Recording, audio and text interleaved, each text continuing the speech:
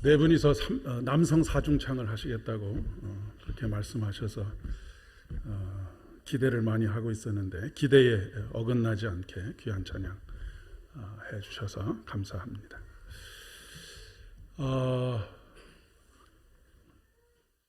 요즘 근 한 달 가까이 코로나 바이러스 때문에 여러분들 걱정과 염려가 참 많으시죠.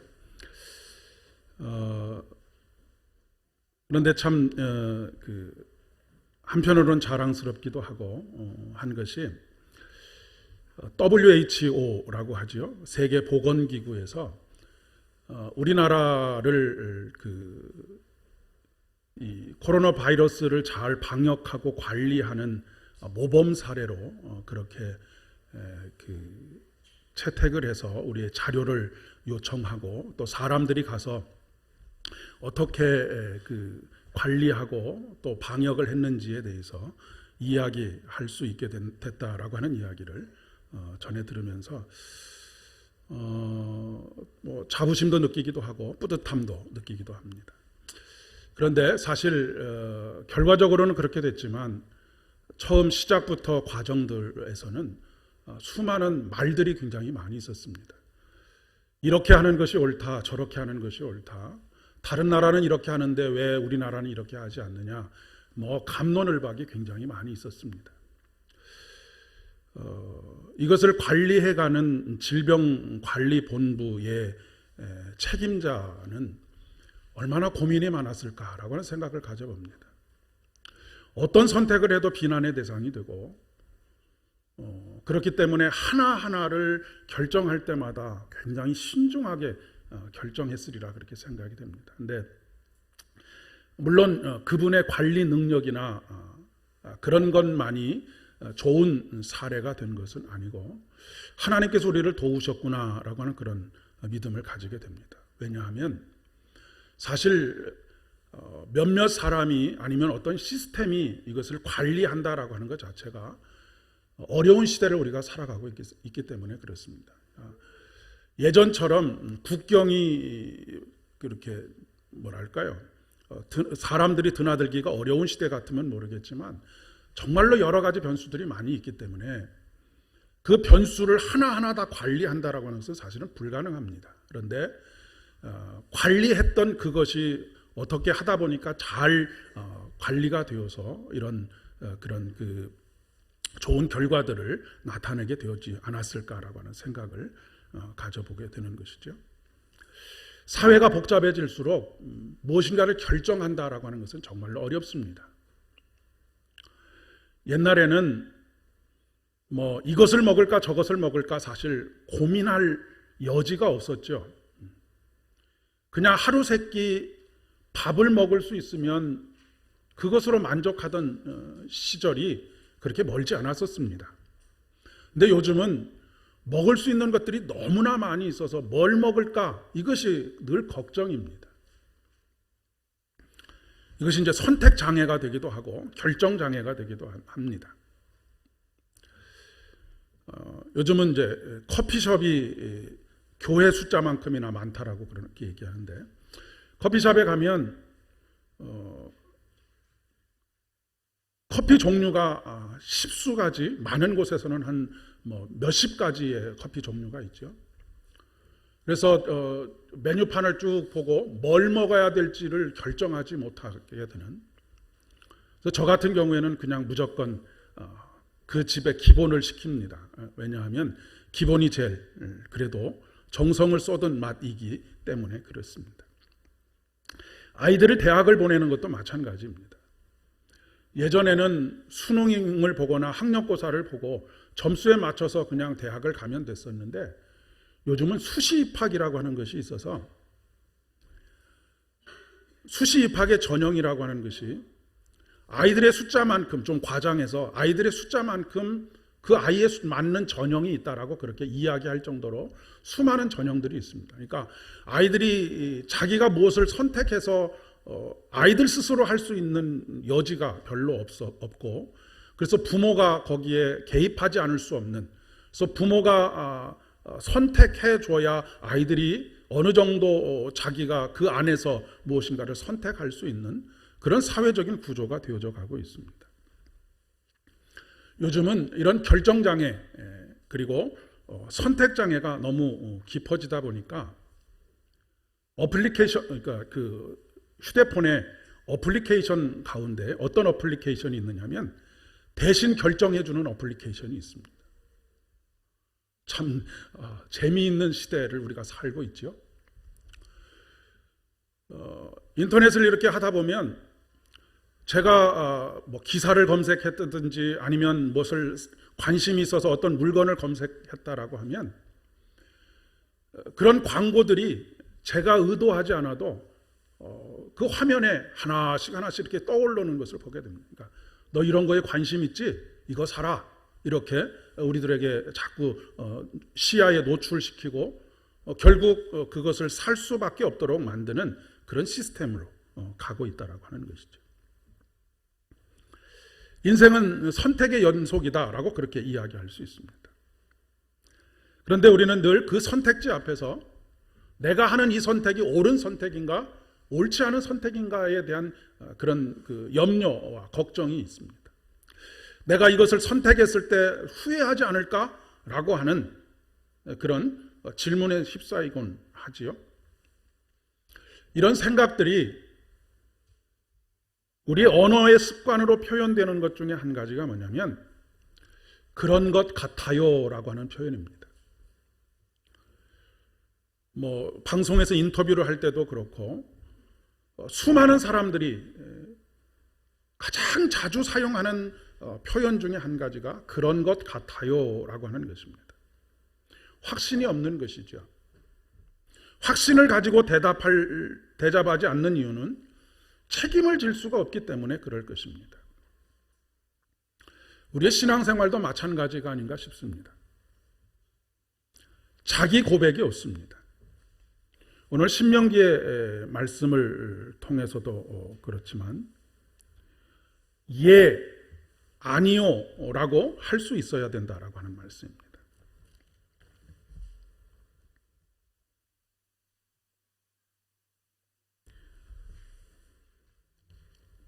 만약에 어떤 신앙적인 질문을 받았을 때 여러분은 어떤 형태로 대답을 하십니까?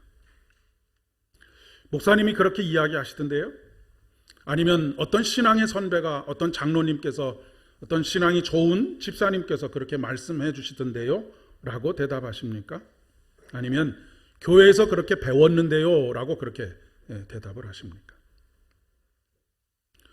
물론 어떤 권위 있는 가르침을 부정하라, 가르침을 받아들이지 말라라고 하는 그런 의미가 아니고요. 자기 고백이 있어야 된다는 이야기입니다. 여러분, 뭔가 음식물을 먹었는데 우리의 위에서 그것이 소화가 되지 않으면 소화불량이 걸리게 되어 있습니다. 이것을 소화해낼 수 있는 능력이 있어야 우리가 건강해질 수 있고 그리고 그것으로 인해서 병에 걸리지 않을 수가 있는데 우리가 하나님의 말씀을 듣고 내 것으로 이것을 삼지 못하면 소화불량에 걸리게 됩니다. 그렇게 되면 영적으로 질병에 걸리게 되는 원인이 되고 만다라고 하는 그런 이야기입니다. 사도행전에 보면 베레아의 성도들이 가지고 있는 말씀에 대한 아주 좋은 태도를 우리에게 가르쳐주고 있는데 그것이 뭐냐면 말씀이 그러한가 하여 묵상하였다라고 하는 표현입니다. 그러니까 말씀을 듣고 그 말씀이 은혜가 되었다라고 하는 것에서 그치는 것이 아니라 말씀을 들었다라고 하는 것에서 그치는 것이 아니라 그 말씀이 정말로 그러한가 내 삶에 어떻게 적용이 될 것인가 라고 하는 것들을 묵상하는 삶 그리고 실질적으로 내 삶에 적용해보고 내 삶으로 살아내는 그런 과정들이 반드시 필요하다라고 하는 그런 이야기입니다. 학교에서 공부를 잘하는 아이들의 공통점이 뭐냐면 선행학습을 하는 것이 아니고 복습을 잘하는 아이들이 공부를 잘합니다. 왜 이것이 복습이 중요하냐면 복습이라고 하는 것은 내가 무엇을 잘 모르는지를 점검하는 것이고 그리고 무엇을 모르는지를 점검해야 그 다음에 배웠을 때 그 똑같은 실수를 반복하지 않을 수가 있는데, 복습을 하지 않고 선행학습을 하게 되면 선행학습으로 앞에 것을 배우기는 하는데 여전히 똑같은 곳에서 틀리는 우를 범할 수 있기 때문에 그렇습니다. 신앙생활도 마찬가지입니다.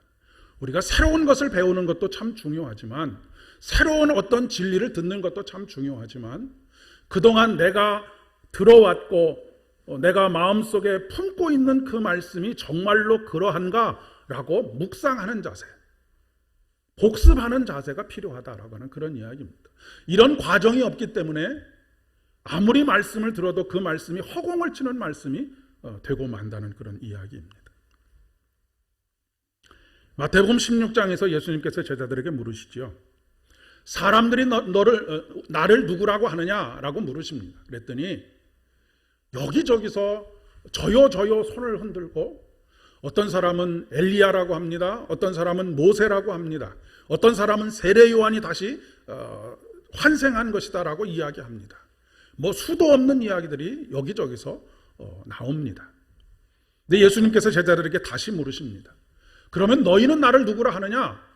너는 나를 누구라 하느냐라고 그렇게 물으셨을 때 정적이 흐릅니다. 침묵 가운데 쌓이게 되는 것입니다. 왜냐하면 남들이 뭐라고 하는 것에 대해서는 잘 이야기할 수 있는데 내 안에서 나의 고백으로 되어지지 않고 그 말씀들이 내 안에서 내 것이 되지 않았기 때문에 무엇이라고 대답을 하지 못하는 것입니다.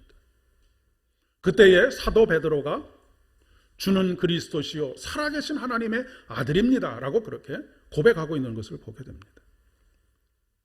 그런데 이 고백이 어디로부터 온 고백이냐면 하나님께로부터 온 고백입니다. 우리가 말씀이 그러한가 하여 묵상한다라고 하는 의미는 그 말씀을 통해서 하나님을 경험하게 되는 것을 의미하는 것이지요. 다른 제자들은 왜 꿀먹은 벙어리가 되었겠습니까? 예수님이 누구이신지에 대해서 생각해 보지 않았을 수도 있겠지만, 아마도 내가 하는 이 고백이 맞는 고백인지 틀린 고백인지에 대한 두려움이 있었기 때문이 아닐까 싶습니다. 우리의 신앙생활에 있어서 예수 그리스도가 누구이신지에 대한 신앙의 고백이 중요한 것은 우리의 삶 속에서 수많은 신앙적인 결정들이 필요한 그런 때가 많이 있기 때문에 그렇습니다. 우리는 교회 밖을 나가서 사회 안에서 생활하게 되면 신앙적인 결정과는 상관이 없다라고 그렇게 생각하기 쉬운데 전혀 그렇지 않습니다.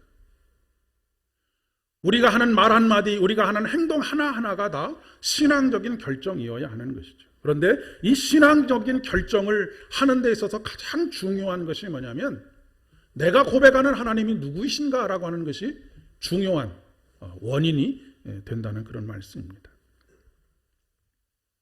오늘 신명기의 말씀을 통해서 보면 내가 오늘 생명과 번영, 죽음과 파멸을 당신들 앞에 내놓았습니다. 당신들과 당신들의 자손은 살려거든 생명을 택하십시오. 주 당신들의 하나님을 사랑하십시오. 그의 말씀을 들으며 그를 따르십시오. 그러면 당신들이 살 것입니다. 주님께서 당신들의 조상 아브라함과 이삭과 야곱에게 주시겠다고 맹세하신 그 땅에서 당신들이 잘 살 것입니다. 공동번역으로 번역된 말씀입니다. 우리가 늘 무엇인가를 선택하고 결정할 때에는 무엇이 기준이 되느냐면 이것이 나한테 유익이 될까 손해가 될까가 우리가 무엇인가를 결정하는 결정의 기준이 됩니다. 그러나 오늘 모세는 우리들을 향해서 너에게 유익이 되느냐 손해가 되느냐가 너의 결정의 유일한 기준이 되는 것이 아니라 이것이 생명을 택하는 것이냐 이것이 저주와 멸망을 택하는 것이냐를 결정의 기준으로 삼아라라고 그렇게 강력하게 권고하고 있습니다. 생명을 선택한다라고 하는 것은 무엇입니까? 하나님을 선택하는 것입니다. 생명을 택하십시오. 하면서 그 뒤에 이어지는 말씀이 주 당신들의 하나님을 사랑하십시오라고 말씀하고 있는 이유가 바로 여기 있습니다. 모세가 지금 가나안 땅을 앞에 두고 왜 백성들에게 이렇게 이야기를 강력하게 권고하고 있는 것이겠습니까? 인간은 욕망에 따라서 급속히 그것이 멸망을 선택하는 것인지 알지 못하고 멸망을 선택하기 때문에 그렇습니다. 물론 제가 여러분들에게 이것은 생명입니다, 이것은 멸망입니다, 이 둘 중에 무엇을 택하시겠습니까? 라고 묻는다면 여러분들 중에 단 한 분도 나는 멸망을 택하겠습니다 라고 말씀하실 분은 아무도 안 계실 것입니다. 다 생명을 택하신다고 말씀하시고 생명을 처음에는 택하실 것입니다. 그러나 여러분, 여호수아 24장의 말씀에 보면 여호수아가 다시 이스라엘 민족에게 똑같은 요구를 하고 있는 것을 보게 됩니다. 강 이편에서 섬기던 신이든지 강 저편에서 섬기던 신이든지 너희가 섬길 자를 택해라. 나는 우리 하나님을 택하겠다, 생명을 택하겠다라고 그렇게 이야기를 하고 있는 것을 보게 됩니다. 그 이야기는 무엇이겠습니까? 한 세대도 지나기 전에 벌써 수많은 대다수의 사람들이 하나님을 택하지 않고 멸망을 택하고 있는 현실을 여호수아가 목격하고 있기 때문에 그렇습니다. 이는 마치 화려함에 도취되어서 타 죽는 줄도 알지 못하고 불에 뛰어드는 불나방과 같습니다. 제가 여러분 애굽을 선택하시겠습니까? 아니면 약속의 땅 가나안을 선택하시겠습니까? 라고 물어보면 당연히 약속의 땅 가나안을 선택하시겠다고 그렇게 말씀하실 것입니다. 물론 이스라엘 백성들도 처음에는 약속의 땅 가나안을 선택했습니다. 그러나 이스라엘 백성들의 삶에서 보면 출애굽을 한 이후에 금세 후회합니다. 약속의 땅을 선택한 것을 후회합니다. 왜냐하면 애굽에서는 비록 노예의 신분이었지만 때때로 명절 때는 고기도 먹고 따뜻한 부뚜막에 앉아서 무엇인가 배불리 먹을 수 있는 것들이 있었는데 지금은 허구한 날 가시같이 생긴 만나를 가지고 빵을 구워 먹는 것이 그들이 먹는 것의 전부였기 때문에 그렇습니다. 사실 약속의 땅이라고 하는 가나안은 애굽 땅의 비옥함에 비하면 아무것도 아닙니다. 그런데도 불구하고 하나님께서 그들에게 가나안 땅을 주신 이유는 그 안에 하나님의 은혜의 언약이 있기 때문에 그 땅이 가치 있는 땅, 그 땅을 가슴에 품어야 할 땅이 되었던 것이죠. 가나안이 풍요롭고 비옥한 땅이기 때문에 하나님께서 그들을 그곳으로 이끌어 가시는 것이 아니고 그곳에 하나님의 약속이 있기 때문에 그곳으로 하나님께서 이스라엘 백성들을 이끌어 가셨던 것입니다.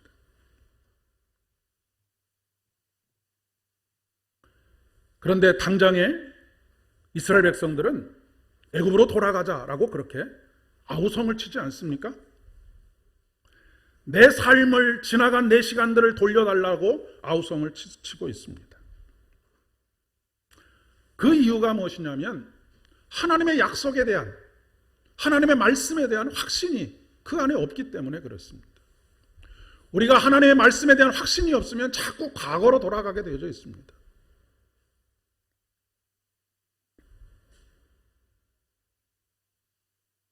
게다가 어느 정도 확신이 있어도 한 사람 한 사람 과거로 돌아가는 모습들을 보게 되면 나도 과거로 돌아가야 되는 것이 아닌가? 라고 그렇게 생각하게 됩니다. 남들도 다 그렇게 사는데 심리 실험을 통해서 보면 특히 위험한 것이 뭐냐면 동조 현상입니다. 10명의 피실험자가 있었습니다. 근데 그 중에 9명은 이 실험을 돕는 보조 실험자들이고 한 사람만이 피실험자였었습니다.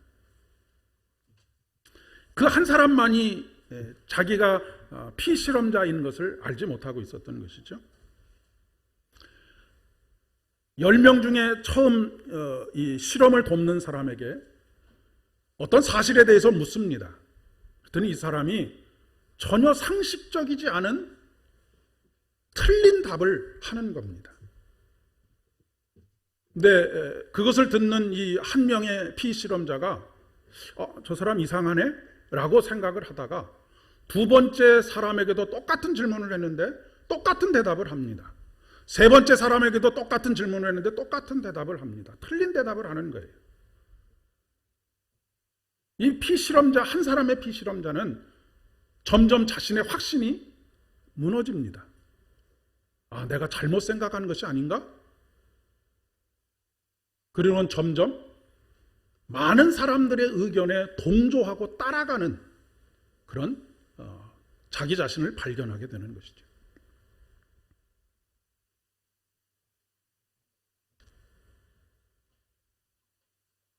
끊임없이 고민은 하겠지요. 하지만 많은 경우에, 거의 대다수의 경우에 정말로 자기 확신이 없으면 그저 세상 사람들이 이것이 옳다라고 하는 것, 그것을 따라가게 되었다라고는 말씀입니다. 오늘날 우리들의 삶의 모습도 그렇지 않은가 싶습니다. 남들이 사는 대로 삽니다. 때때로 이것이 옳지 않다라고 느껴지는 때가 있기는 하지만 조금 불편한 마음을 그저 참고 이렇게 사는 것이 세상을 잘 사는 것이야. 이렇게 살아야 세상에서 살아남을 수 있어 라고 그렇게 생각하면서 산다는 것이죠. 그러나 확실한 자기 고백이 있고 결단이 있는 사람은 다른 삶을 살게 됩니다. 어떤 희생과 대가를 치르고라도 옳다고 믿는 바를 따라가게 되었다는 말씀입니다. 오늘 고린도전서 3장의 말씀에 육신에 속한 사람과 영에 속한 사람에 대한 이야기가 나옵니다. 고린도전서는 고린도 교회 공동체의 구성원들에게 보낸 편지이기 때문에 예수님을 믿는 사람을 영에 속한 사람, 예수님을 믿지 않는 사람이 육에 속한 사람, 이런 지금 구분을 하고 있는 것이 아니고요. 고린도 교회 공동체 안에 있는 성도들을 대상으로 해서 어떤 사람은 육에 속한 사람이라고 말하고 있고 어떤 사람은 영에 속한 사람이라고 그렇게 이야기하고 있습니다. 여기서 말하는 영에 속한 사람이라고 하는 것은 어떤 신령한 은사를 가지고 있는 사람을 의미하는 것은 아닙니다. 방언을 하는 사람, 이런 사람이 영에 속한 사람이라고 이야기하는 것이 아닙니다. 여기서 말하는 영에 속한 사람이라고 하는 것은 성숙한 믿음을 가지고 있는 그리스도인을 말하는 것이고, 육에 속한 사람이라고 하는 것은 성숙하지 못한 믿음을 가지고 있는 사람, 말씀의 표현대로 하면 어린아이와 같은 신앙을 가지고 있는 사람을 육에 속한 사람이다 라고 그렇게 이야기를 하고 있습니다. 어린아이와 같은 신앙이라고 하는 것은 무엇입니까? 아직 미숙한 것입니다. 미숙하다라고 하는 말은 아직 깊이 생각하지 않는다라고 하는 그런 의미입니다. 그러니까 그것을 단순히 그냥 눈에 보이는 대로 듣고 보고 판단하는 그런 정도를 의미하는 것이죠. 요즘 TV 뉴스를 이렇게 보면 한 걸음 더 들어가겠습니다 라고 하는 표현이 자주 등장하는 것을 보게 됩니다. 거의 대부분의 뉴스들이 요즘은 단순히 어떤 사실을 보도하는 것보다도 어떤 사실이 담고 있는 의미들 그리고 전후 맥락들을 파고 들어가는 그런 심층 취재들을 곧잘 하곤 합니다. 왜냐하면 시청자들이 그것을 원하기 때문에 그렇습니다. 우리 신앙도 그러해야 하겠다라고 생각합니다. 한 걸음 더 들어가 보는 것. 오늘 마태복음 본문은 본래는 21절부터 읽어야 하는데 제가 뒷부분만 봉독을 하도록 그렇게 했습니다. 왜냐하면 한 가지 한 가지 구체적인 내용을 살펴보려고 하는 것이 아니기 때문에 전체적인 구도를 파악할 수 있는 것은 오늘 읽은 그 본문 부분만 읽어도 충분히 파악을 할 수 있기 때문에 그렇습니다. 21절부터는 살인에 대해서 이야기하고 있고요. 27절부터는 간음에 대해서 이야기하고 있고 33절부터는 맹세에 대해서 이야기하고 있고 38절부터는 악한 자를 어떻게 대적할 것이냐에 대한 이야기를 하고 있습니다. 그리고 43절부터는 이웃사랑에 대해서 이야기하고 있는데, 그런데 예수님께서 이 말씀을 하시는 말씀의 패턴이 똑같습니다. 뭐라고 이 한 가지 한 가지의 그 주제에 대해서 교훈하고 계시느냐면, 너희가 이제까지는 이렇게 하지 말라, 이렇게 하라 라고 하는 이야기를 들었으나 나는 너희에게 이르노니 라고 하는 그런 패턴을 가지고 이야기하고 계신다는 말씀입니다. 이제까지 이렇게 하라고 하는 것을 들었으나, 하지 말라는 것을 들었으나 라고 하는 것은 무엇입니까? 율법의 근본적인 정신, 그 율법이 담고 있는 하나님의 마음, 이런 것들을 더 한 걸음 깊이 들어가지 못하고 율법이 요구하는 겉모습, 그것만을 지키고 따랐던 그것을 바리새인들과 서기관들은 너희들에게 가르쳤고 너희들은 그것을 지켰지만 이제는 율법의 본래 정신으로 들어가자라고 하는 것입니다. 나는 너희들에게 이렇게 이야기한다. 하나님께서 말씀하시는 이 율법의 정신이라고 하는 것은 단순히 표면적으로 사회적으로 용납되어지는 그런 것만이 아니라, 그렇게 되게 되면 그것이 하나의 다른 사람들을 판단하고 정죄하는 그런 도구로 전락하기 때문에 본래의 정신을 너희들이 깨달아 알아야 하겠다. 그러니 그것을 내가 너희들에게 이야기해 주겠다라고 말씀하시는 것입니다.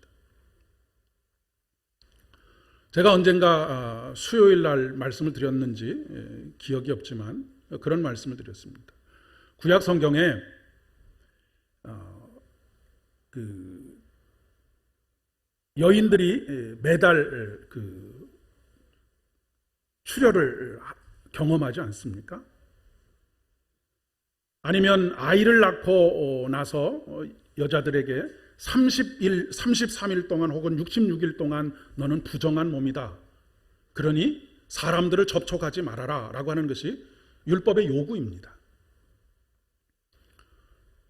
그런데 그것의 근본적인 정신은 무엇이냐면, 그 당시에는 산후조리라고 하는 것이 없었기 때문에, 그리고 늘 감염에 노출되어 있었기 때문에 여인들을 33일 혹은 66일 동안 분리시켜 놓지 않으면 수도 없는 여인들이 아이를 낳다가 죽어가는 그런 현실에 놓여져 있었기 때문에 그것을 부정하다라고 하는 표현을 하고 있지만 율법의 본래 정신은 그렇지 않다라고 하는 것입니다. 그런데 사람들은 그것을 율법으로만 받아들이고 표면적으로만 받아들이면, 여자들은 아이를 낳고 나서 33일 동안은 부정한 사람이다 라고 하는 판단과 정죄를 하게 되어 있다는 말씀입니다. 바리새인들과 서기관들이 이제까지 가르쳐 왔던 그 율법이라고 하는 것들이 바로 그런 것이라고 하는 것이죠. 그러니까 여러분이 성경을 읽으실 때에도 이 성경이 본래 무슨 하나님의 심정, 마음을 담아서 이런 율법의 요구들을 하고 있는지에 대해서 깊이 한 걸음 더 들어가는 그런 과정들이 반드시 필요하다라고 하는 말씀입니다. 이것이 바로 성숙한 신앙으로 나아가는 것이죠.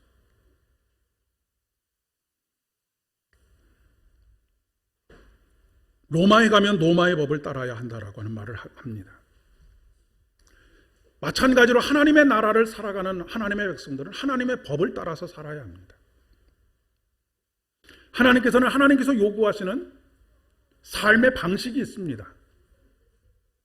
그 삶의 방식이 율법이라고 하는 형태로 우리에게 주어졌는데 그 율법을 조금 전에 말씀드린 것처럼 율법의 정신과는 전혀 상관없는 단순히 율법의 조문 자체를 지키는 것은 아무런 의미가 없다라고 하는 그런 이야기입니다. 율법의 근본적인 정신은 무엇이냐면 생명을 선택하는 것입니다. 그리고 살리는 것입니다. 뻥 잡는 게 매가 아니라는 말씀입니다.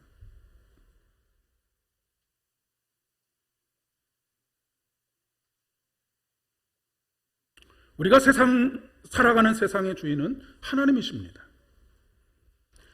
그렇기 때문에 세상 속에서 살아가는 우리 그리스도인들의 성숙한 믿음의 자세는 세상 속에서 하나님의 방식으로 살아가는 것입니다.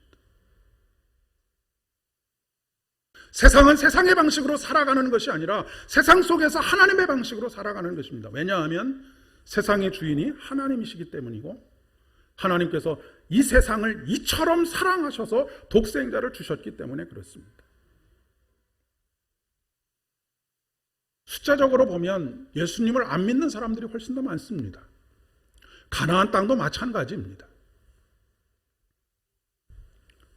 네, 여러분, 여호수아서를 읽으면서도 여러분들이 조금 더 한 걸음 더 들어가야 하는 말씀의 의미가 무엇이냐면 그 땅에 있는 모든 사람들을 다 죽여라 라고 하는 말씀을 그냥 표면적인 말씀 그 자체로 받아들이시면 안 된다는 것입니다.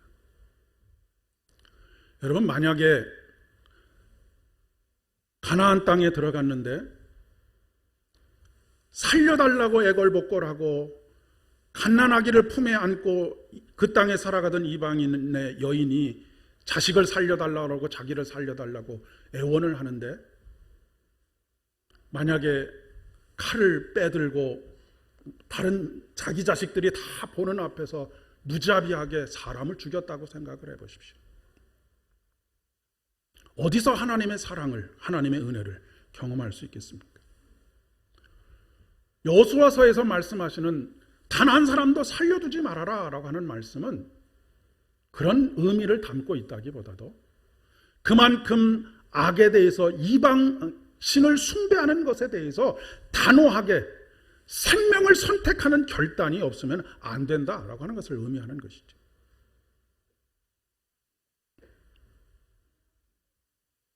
우리에게 필요한 것은 하나님의 방식으로 살지 않는, 그것으로 작동되지 않는 세상 가운데 하나님의 방식대로 살아갈 수 있도록 만드는 것, 이것이 바로 성숙한 그리스도인들의 삶의 자세라고 하는 것입니다. 고린도 교회만큼 은사가 폭발적으로 일어났던 것이 없었습니다. 그러니까 고린도 교회 같은 경우에는 조금 표현이 조금 거칠지만 용서하십시오. 방언을 하는 사람들이 수도 없이 많았습니다. 우리가 그런 표현을 하죠. 경제가 너무너무 잘 돌아갈 때 강아지들도 입에 돈을 물고 다닐 정도다라고 하는 표현들을 하곤 하는데 고린도 교회가 그런 교회입니다. 그런데 그들 중에 대다수를 향해서 육에 속한 사람이라고 말하는 이유가 무엇이겠습니까? 하나님의 방식대로, 아무리 많은 은사를 가지고 있다 하더라도 하나님의 방식대로, 성령은 거룩한 영입니다. 거룩하신 영이신 성령께서 그 마음에 독서를 내뱉는 사람을 하나님의 사람이라고, 영에 속한 사람이라고 그렇게 이야기할 수 있겠습니까?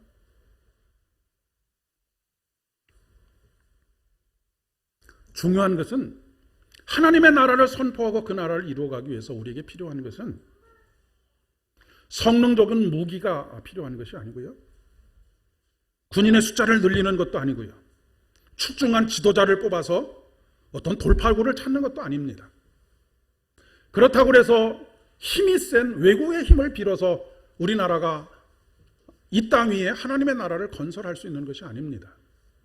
이 땅 위에 하나님의 나라를 건설할 수 있는 오직 유일한 길은 생명을 택하는 것입니다. 주 너의 하나님을 사랑하라라고 하시는 말씀, 그리고 그 사랑을 기반으로 해서 내 이웃을 내 몸과 같이 사랑하라라고 하시는 그 말씀에 순종하는 것입니다.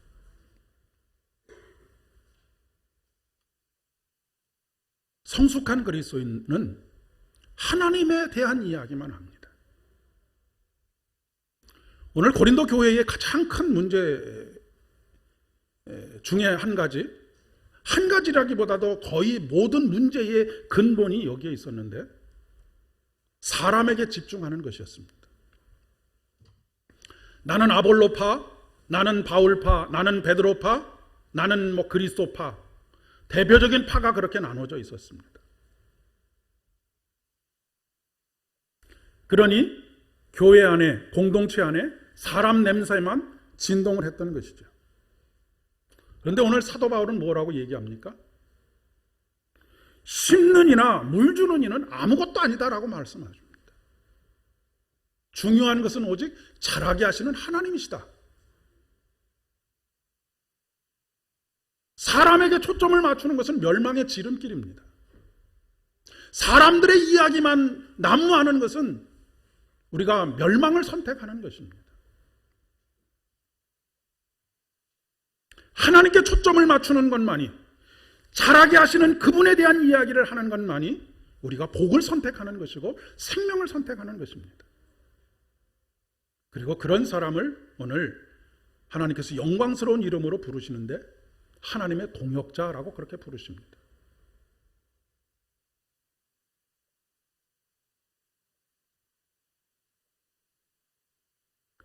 우리가 사람에 대한 이야기를, 좋은 이야기도 좋은 이야기지만 나쁜 이야기들을 자주 많이 하게 되지 않습니까? 근데 문제는 욕하면서 닮아간다는 것입니다.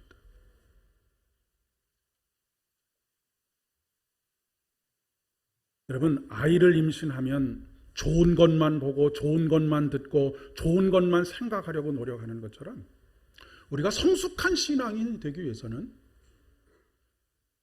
오직 이 세상에 단 한 분 선하신 그분 하나님을 생각하고 하나님의 말씀을 듣고 그 하나님의 사랑으로 우리의 삶을 채워가야 합니다. 우리는 다시 선택의 기록에 서 있습니다. 생명과 복을 선택하시는 여러분들 되실 수 있기를 진심으로 축복합니다. 그래서 오늘 8절에 있는 말씀처럼 각각 자기가 일한 대로 자기의 상을 받으시는 참으로 아름답고 복된 믿음의 여정 이루어 가실 수 있기를 진심으로 축복합니다. 기도하겠습니다. 하나님 아버지, 은혜를 감사드립니다. 오늘도 생명의 길에 서 있게 하시고 생명을 선택할 수 있는 결단을 우리에게 허락하여 주시오니 진심으로 감사를 드립니다. 이곳으로 갈까 저곳으로 갈까 망설이는 사람들 되지 않게 하시고 날마다 생명을 선택하려 함으로 말미암아 우리가 살게 되는 은혜, 살리는 은혜, 우리에게 주어진 자기 상을 받는 귀한 믿음의 여정 될 수 있도록 은혜를 더하여 주시옵소서. 예수님의 이름으로 기도드립니다. 아멘.